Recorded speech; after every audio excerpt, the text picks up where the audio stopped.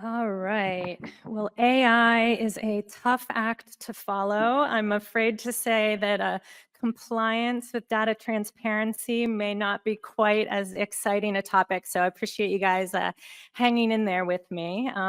Again, my name is Laurie Muldowney, and I'm with the Office of Scientific Investigations within CDER's Office of Compliance.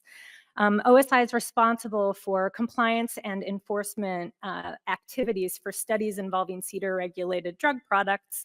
And so we have responsibility for oversight of ClinicalTrials.gov registration and reporting. So I'm going to focus on CDER trials today. I know there are obviously device trials as well as trials regulated by CBER that are on ClinicalTrials.gov as well, but I'll focus on the drug trials. And you may be asking yourself, what does this have to do with innovation? And what I would say to that is, as clinical trials evolve and innovate, transparency about those trials is even more important. Registering where readily accessible to patients and healthcare providers will result in trials that are more diverse and participants that are more representative of the patient population. And then, of course, reporting information from trials, including protocols and statistical analysis plans, as well as select study results, will help others to understand what has worked and what has not worked when innovating in clinical trials. Okay.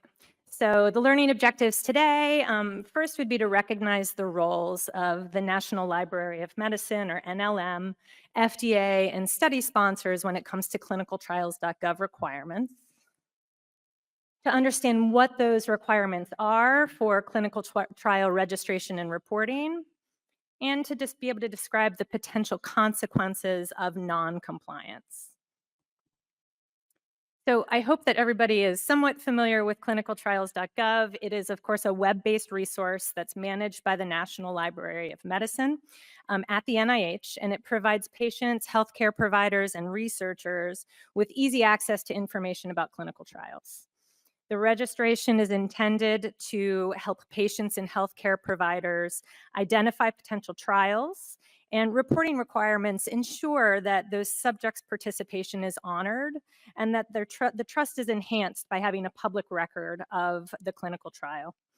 It also helps researchers to identify unmet research needs, to find collaborators, and to stay current on developments in their field based on information about studies that are both ongoing and complete. The information in clinicaltrials.gov is provided by study sponsors as well as principal investigators, and there are close to 495,000 studies on clinicaltrials.gov currently. That covers studies across all states as well as over 220 countries. And clinicaltrials.gov gets about 4 million visits monthly, so it's a very heavily trafficked site. So a little bit of history on clinicaltrials.gov. 1997, the FDA Modernization Act required NIH to establish a registry for clinical trials. So this resulted in the launch of clinicaltrials.gov in 2000. At that time, it was really just registration, so just registering when you were going to be starting a trial, and it was largely voluntary. The only requirements really at that time were for studies that were conducted under IND for serious or life-threatening diseases. Otherwise, it was entirely voluntary. The requirements were expanded in 2007 with the FDA Amendments Act. So this expanded the registration requirements to go beyond those serious and life-threatening diseases, and it added reporting requirements. As a result, in 2008, NLM launched their results database, where you can now find select results information on clinical trials. In 2017, so things always take a little bit longer, 2017, the final rule was issued that clarified and expanded these registration and results submission requirements from FDA. And all of this can be found in 42 CFR Part 11.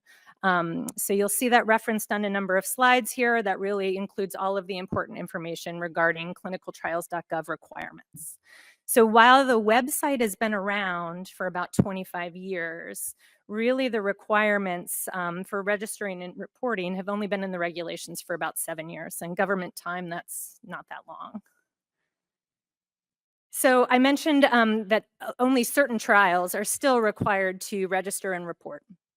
And the focus of the remainder of the talk is going to be on that subset. That's the subset that FDA has compliance and enforcement oversight responsibilities for. And we call those applicable clinical trials. So an applicable clinical trial is defined as a controlled clinical investigation other than phase 1 of any FDA-regulated drug or biologic product for any disease or condition. And the final rule considers all interventional trials that have one or more arms and that have one or more pre-specified outcomes to be controlled. So while we might not consider like an open label, single arm safety study to be a controlled clinical trial, if there are pre-specified outcome measures associated with it, then for the purposes of ClinicalTrials.gov, it is considered to be a controlled clinical trial. In addition, an ACT must study an FDA-regulated product. So if the studies were conducted entirely outside of the United States, it would only be considered an ACT if either the drug is manufactured in the United States or the study is conducted under IND. I mentioned that ClinicalTrials.gov has close to 500,000 studies, and actually a minority of those studies are applicable clinical trials. So there are a lot of observational studies, behavioral interventional studies, phase 1 studies, and others that voluntarily register and report results information, but don't have those same requirements. So the responsibilities for ClinicalTrials.gov really fall into 3 buckets, which is a little bit different. We sort of split some of the responsibilities with NIH. NIH and NLM have implementation responsibilities for the website. The responsible party, which I'm going to talk about in a little more detail in a few minutes, is responsible for actually submitting and updating that registration and results information. And then the FDA, of course, is responsible for compliance and enforcement activities. So just a little bit more on the role of NLM. Again, they're responsible for the development, operations, and maintenance of the website. They actually did update the website, I think it was about a year ago, modernized it so that it would be more mobile device friendly, included more plain language, FAQs. They did a pretty good job with it, so I think it's a little more user-friendly now than it was previously. They're also responsible for actually processing and posting those registration and clinical trial information that are submitted to NLM. And then probably for the purposes of this talk, most importantly, they're responsible for like quality control. So they do a QC check of everything that is submitted before it's going to be posted publicly on the site. So study records are actually submitted through sort of this back-end PRS system. It's the Protocol Registration and Results System. And after things are submitted, it goes through a manual review by NLM staff to look for any apparent errors, omissions, or contradictions, anything that's sort of blatantly obvious from an initial QC review. And when they do that, they'll identify issues as either major, which would be something that must be addressed, or advisory, which is really just to sort of improve the clarity of the record. There's a lot of excellent resources on clinicaltrials.gov on registration and reporting, tons of information that sort of go into that process as well. So now on to the role of the responsible party, which is pretty important. So who is the responsible party? This is a key term in 42 CFR Part 11. And the RP is the person or the entity that's directly responsible for registering and reporting complete, accurate, and up-to-date information on clinicaltrials.gov for any applicable clinical trial. We run into a lot of questions regarding who the RP is for a specific study, so I just wanted to spend a couple of minutes on this. The simple answer is that the sponsor of the ACT is considered to be the responsible party unless and until they designate a principal investigator for that role. And each ACT can have one and only one responsible party. So if it's usually the sponsor, how are we defining sponsor? Because things are defined differently in different parts of the regs, as we know. But 42 CFR Part 11 distinguishes if the study is conducted under IND or IDE or not. If the study is conducted under an IND or an IDE, there's no ambiguity. The IND holder, the IDE holder is the sponsor. If the study is not conducted under an IND, then it's considered to be that single person or entity who initiates the study by preparing and planning the trial and has the authority and control over the trial. So again, the sponsor can designate a principal investigator to be the responsible party, but only if they really have the ability to meet all of the requirements of ClinicalTrials.gov. So it's listed if that the PI has to be responsible for conducting the trial, they have to have control and access to all of the data, and they have to have the rights to publish the data as well. If a PI is serving as the responsible party, they're actually going to use the PRS system of the sponsor. And we consider the principal investigator having their name listed as the RP on the study record in ClinicalTrials.gov to be their acknowledgement of that role. So last slide on responsible party, I promise, but these are actual true questions that we've gotten in just the last probably couple of months. So I recently took over sponsorship of an IND, which includes several ACTs, both ongoing and complete. Am I the responsible party? I see some head shaking. That's good. We recently acquired a small company that conducted a clinical trials in an indication that we are not interested in. We're no longer going to pursue it. Am I the responsible party? And I'm thankful that I see a lot of head shaking. And yes, the answer is, we always say generally yes, because everything is a little bit fact specific. So I don't want to give like a blanket, but in most situations, the answer is going to be yes here. So when you take over an IND, you become the sponsor and therefore the responsible party for all of the studies that are conducted under that IND. Even if the studies are completed, you're responsible for making sure that those studies under your IND are in compliance with ClinicalTrials.gov requirements. So it's important to know what studies have been conducted or are being conducted under an IND before you're taking sponsorship. Similarly, for the second one, again, this is sort of fact pattern specific, but usually the acquiring company you should confirm when you're acquiring a company what studies have already been conducted and what are underway, whether those are ACTs and whether they are in compliance with ClinicalTrials.gov requirements. So the acquiring company may be held responsible if they assume that sponsor role of studies, even if those studies have already been completed. So I think the bottom line is just it's critical to know the portfolio of studies under an IND or within a company's scope before assuming sponsorship or ownership. And this includes knowing whether ACTs are in compliance. All right, so let's talk just a little bit about some of those responsibilities that the RP actually has. The first is related to registration requirements. Responsible parties are required to register their applicable clinical trials within 3 weeks or 21 calendar days of enrolling the first human subject. Again, the main purpose of registering is to provide that information to potential participants and healthcare providers about studies that they might be eligible for. I've included a list of some of the required elements here. It's not an exhaustive list, but it's pretty basic stuff. The descriptive information is going to be the study phase. What is the intervention and control? What are the eligibility criteria? Recruitment information. Is it not actively recruiting yet? Is it currently enrolling? Is the study closed? Administrative data, location, and contact information is pretty obvious. And as I mentioned, I've mentioned PRS once or twice. This is the protocol registration and results system. So you're going to be submitting that information to that web-based portal, and NLM is going to be doing a quality control check. And they will get back to the RP within a couple of weeks if there are any problems, and you have 2 weeks to correct any of those major issues that have been identified as requiring updates before the information is published. So reporting requirements. You're required to report clinical trial information no later than 1 year after the primary completion date.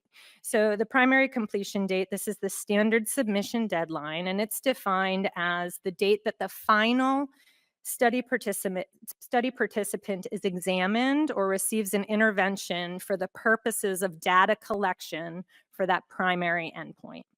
So we often have studies that have other endpoints, safety endpoints that maybe might go longer than the primary endpoint, but for reporting requirements, it's based on that primary outcome measure. So if you do have longer term adverse events that are being evaluated that are going to be part of a safety outcome measure, you still need to report at that 1 year deadline, but you may not have you may not be able to report everything. So, but you should still always follow that primary completion deadline. There are some opportunities to delay submissions of results information. The first is really the most common, and frankly, it's the only one that I've ever really seen, and that's a certification for delayed submission. And this is for ACTs that are studying an investigational product that's never been approved for any use, or it studies a new use, and the manufacturer is the sponsor and plans to file an application to the FDA within a year. So in those circumstances, you can request a delay in submission of your results. Very importantly, that request for a delayed submission has to be submitted before you hit that 1 year mark. So we have gotten requests 1 year and 1 day, and we do not have the authority to consider them if they're beyond that deadline. So it's really important that you get that request in by that 1 year deadline. And if you are granted that certification for delay, that pushes back the results submission until 30 days after approval of the drug for the use that it was studied in the ACT. Or if the application is withdrawn and hasn't been resubmitted in 210 days, seems a little arbitrary, but at that point, it would be required. And no longer, regardless of the circumstances, you have to submit your results within 2 years of that request for delay. So that's the most common. We see that pretty regularly, actually, the certifications for delay. The other two, the extension requests for good cause and waivers for requirements, they're reviewed by NIH, and I have not seen them, so they're not commonly used. So I can't really speak to sort of what some of those, the criteria would be for those delays. So as with registration, the reporting information is going to be submitted through that PRS system. And the rule requires that the information be provided in a tabular format. So there's very little text. It's really just summary data, and that's intentional. There's no discussion or conclusions, the thinking being that it's a standardized format. It will prevent or decrease the potential for bias. So this lists some of the information that you would be providing in terms of the results information on participant flow, demographics and baseline characteristics, as well as primary and secondary outcome information. You are also asked to provide the full protocol and the statistical analysis plan. And then NLM is going to review it. They have a little more time to review the results information because there's a little bit more to review. They have 30 days from the time of submission to review that information. And it often goes back to the responsible party. We see that quite a lot. If you get it back, you have 30 days to address any of those major issues, and then it goes back to NIH. We do sometimes end up in a little bit of a circle. It will come back to NIH and they might identify additional issues or something wasn't fully addressed. We give that time. So if we believe that an RP is in good faith working with NIH to submit the correct information according to the timelines, we let that go before we're sort of going to pursue anything further. And then really the last thing in terms of the responsible party requirements is updating. And this is really important. Any changes to the ClinicalTrials.gov record must be updated within 12 months. So every 12 months, you should be checking it and making updates.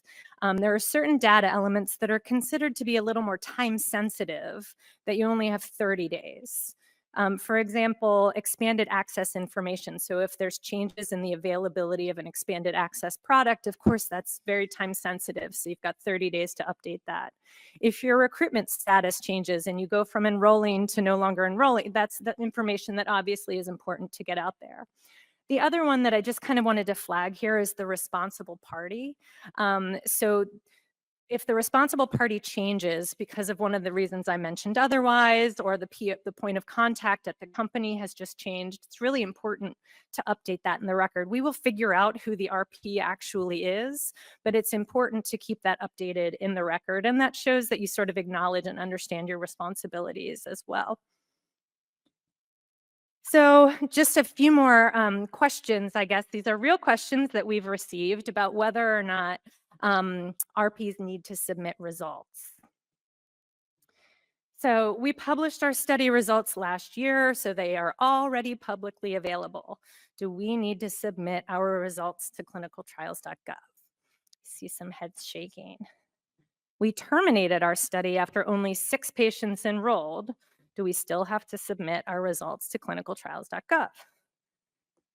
And our product was approved based on the study, so the information is in the label. Do we have to submit our study results? And I'm glad I see a lot of heads shaking. So yes, yes, yes to all of these questions. When in doubt, the answer is probably yes. And I recommend, I will say, I keep referring to clinicaltrials.gov, but it's again, this sort of separation. They manage the system and the actual submissions. They will answer your questions, and there are a plethora of resources on their site. But we really have received these questions. You know, publishing results in a journal does not remove the responsibility to submit results to clinicaltrials.gov. And if an ACT is registered, if a study is an ACT, it has to be registered, and any trial information needs to be submitted, even if the study is terminated. The only exception to this would be if the study is terminated before any patients are enrolled, in which case you would change the recruitment status to withdrawn, and there would be no requirements. And there are some good FAQs about, you know, it can get a little confusing because you might have outcome measures that have 0 patients, and how to sort of answer those is very, very study specific, of course, and there's some resources available for you there. And then, of course, the last one, if the product met the definition of an ACT, registration and reporting are required even after approval. So now on to our role, FDA's compliance and enforcement activities. So our program it's incorporated into our bioresearch monitoring, or BIMO program, that hopefully many of you are familiar with. The agency-wide oversight program designed to monitor all aspects of the conduct and reporting of FDA-regulated research. And our goal in terms of clinicaltrials.gov is really voluntary compliance. We have sort of 3 ways that we are evaluating for this. We will check clinicaltrials.gov compliance on certain inspections. We review complaints that we receive, and then our largest, our biggest approach, I guess, would be through surveillance activities. So these are some of our BIMO compliance programs, and the ones specifically where we're going to look for clinicaltrials.gov related requirements are going to be the Institutional Review Board, the Sponsor and CRO CP, and the Clinical Investigator and Sponsor Investigator CP. Some of the things that we will look for in all of these, really, we're looking at informed consent documents, and I didn't get into that in my presentation, but hopefully everybody knows there's a required statement on informed consent documents. We do look at that. We look for that on inspections. On the sponsor and CRO inspection, we will also ask the ORA investigator to confirm whether the study that's subject to the inspection is an ACT, confirm who the RP is, and whether or not they've met those responsibilities.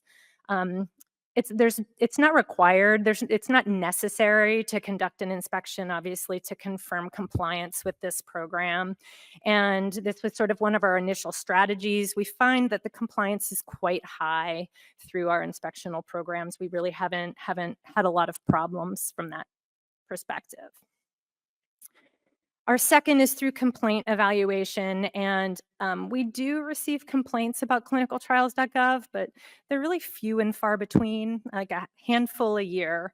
We evaluate them on a case-by-case basis, really looking at the information on ClinicalTrials.gov, as well as our internal information about the trial in our internal database, and any public information that might be available. And we have not really found a significant amount of noncompliance through complaints evaluations. Oftentimes, the studies that we get the complaints on are not ACTs. So that is not really an avenue by which we've found a lot of noncompliance.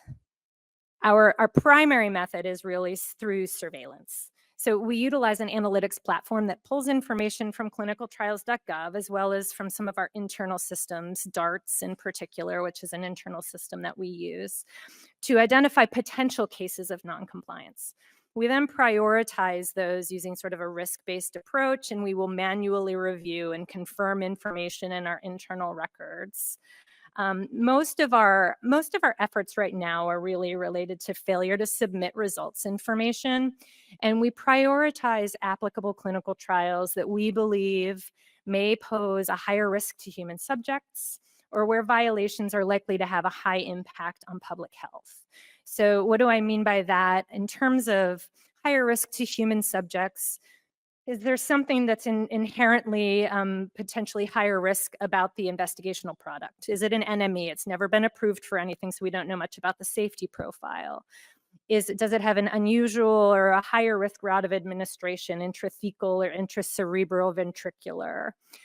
Is the patient population one that we would consider to be vulnerable? So is it a pediatric trial, or is it a trial in pregnant women? And then in terms of high impact of public health, we do prioritize those serious or life-threatening diseases, as well as rare diseases, where we feel like getting that information out and having that out in a transparent way is even more critical. We'll also prioritize responsible parties that have a pattern of previous noncompliance. So if they've received a prior pre-notice of noncompliance, or if that noncompliance is in conjunction with some other type of good clinical practice violation, which would typically be found through inspections. So consequences of noncompliance, and I'll run through the first few in just a couple of minutes, but this is sort of the different choices that we have. We start with a preliminary notice to a notice, and then the last three are very infrequent. So if we identify potential noncompliance that warrants further action, then we'll issue what's called a preliminary notice of noncompliance letter. This is going to identify what that potential violation was and provide an opportunity to come into voluntary compliance. So we in that letter, it will say you have 30 days, and after 30 days, 30 calendar days, that we will begin to reassess that noncompliance to determine whether it has been rectified or not. I mentioned again that after that the RP submits the information to NIH, we can sometimes go through some cycles, and so that can sort of slow down the process a little bit, but we will begin reevaluating at that 30-day mark. And just recently, we started posting these on FDA.gov. So previously, pre-notices were not publicly available except through FOIA. In December, we started posting them. CDER's issued 130-something pre-notices in the last several years, and those can all be found here. And the goal of posting these pre-notices is really in the hopes that increasing transparency is going to encourage more general compliance across the board. So if a responsible party fails to come into compliance in that 30-day time period, then our next step would be to reassess and to issue, it's called a notice of noncompliance, which looks a lot like a pre-notice, except it's a little more serious. So it's sort of more of an official declaration. A pre-notice is, it appears that you may be in noncompliance, whereas a notice of noncompliance is sort of that next step. We have taken a little more time to more thoroughly evaluate. Very similar to the pre-notice process, it gives that responsible party 30 days to come into compliance. And after that 30-day period, we will reassess and make a determination. Again, goes through the same process with NIH when the information is submitted, and we will kind of give it that time. Our pre-notices have been very effective to date. So I mentioned we've issued 130 something in the last several years. We've only issued 5 notices of noncompliance. So in general, those pre-notices have been very effective. And this slide shows the website where those notices of noncompliance go. Again, it's on FDA.gov, as well as where any civil money penalty actions would go if we were to assess CMPs. And this includes a link to the letter and some other information. Our follow-up response letter will go there as well. If an RP fails to submit the information following a notice within 30 days, and or if we determine that they have submitted false or misleading information, then we're authorized to seek civil money penalties. To date, both the pre-notices and the notices have been very effective. So I mentioned the pre-notices 130 something, 5 notices. We have not had to seek civil money penalties to date. The statutory maximum for the CMPs are stated as not more than $10,000 for all violations adjudicated in a single proceeding. This is, of course, adjusted for inflation. I think it's like 14,000 or so right now. And it's actually can be levied each day. So at that 30-day point, if the noncompliance continues, then each day you can sort of assess that amount. I will say we're often asked, why don't you seek more CMPs? You could be making a lot of money. That's like a common question that we get. And I will say, first of all, our interest is in promoting voluntary compliance. And CMPs are not a trivial matter. You know, it's very resource and time intensive. It requires litigation in front of an administrative law judge and significant resources to prosecute. So we're actually quite happy that the pre-notices and the notices are working and that we really haven't had to go down this pathway yet. The other things I think I mentioned is like criminal prosecution and injunctions, I think, and we have not used those enforcement actions to date. All right, so I have my challenge questions. The first challenge question, when are results required to be submitted for an applicable clinical trial? There is no requirement to submit results information for ACTs. You guys can raise your hand if you think it's the right answer. I hope I don't see any hands raised on that one.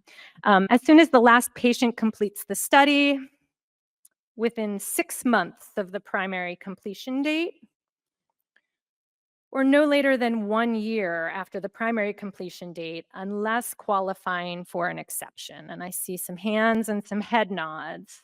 That is correct. So 1 year, unless the exceptions that I had mentioned previously have been submitted. All right, and the second challenge question, which of the following statements is not true?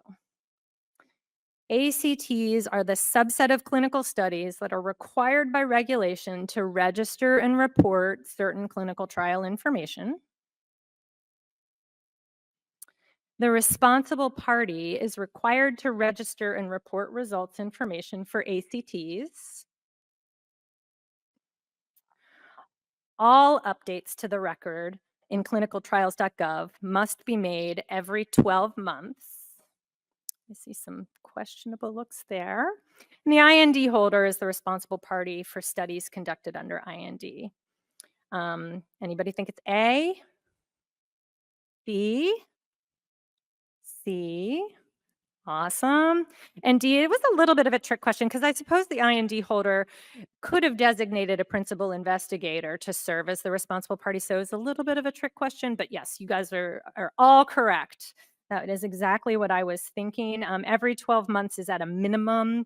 Those time-sensitive pieces of information, it's 30 days, 30 days. And please make sure that you're updating that record. So in summary, clinical trial transparency is very important for multiple reasons. Innovation and encouraging innovation being among those. NLM, FDA, and industry each have important responsibilities related to ClinicalTrials.gov. And finally, the sponsor or designee serving as the responsible party must ensure that applicable clinical trials are in compliance. And so I think that's it. With that, I will close. I appreciate you guys hanging with me there. Kind of a compliance heavy talk. Do you think they passed, Dr. Muldowney? What's that? Do you think they passed? Oh, absolutely. A+. Nice job. All right. Any in-house questions, please? I had a question. Sure. In my organization, I don't do this, so I'm sure our organization is familiar, but it's a curiosity question. Applicable clinical trial. What about drug-drug interaction, ClinPharm, QTC studies?